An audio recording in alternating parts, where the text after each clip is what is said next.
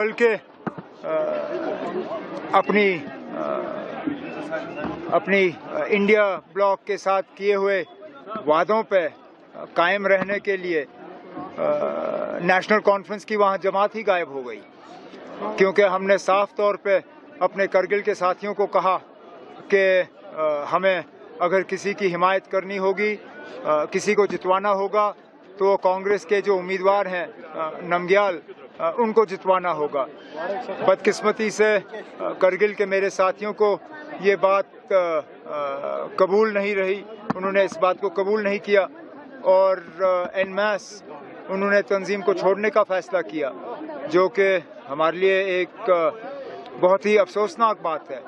बड़े मुश्किल से और बड़ी मेहनत से मैंने लगातार वहाँ दौरे करके 2019 के बाद दोबारा नेशनल कॉन्फ्रेंस को वहाँ पे खड़ा किया था।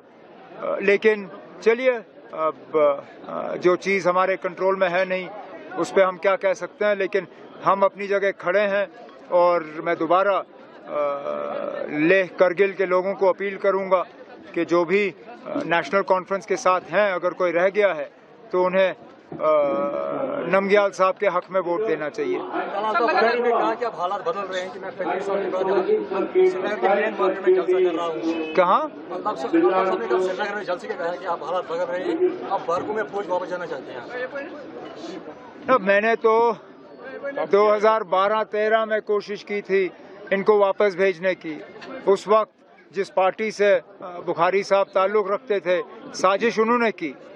मैं भूला नहीं इस चीज़ को कि जब मैं यहाँ से अफस्पा हटाने की बात कर रहा था, उस वक्त महबूबा मुफ्ती जो सदर हैं PDP की, उन्होंने कहा कि उमर अब्दुल्ला जो है यहाँ फ़ौज को बेइज्जत कर रहा है और ये अफस्पा को हटाने की बात जो है ये फ़ौज की बेइज्जती है और अफस्पा हटाने की मुखालफत वहाँ से हुई।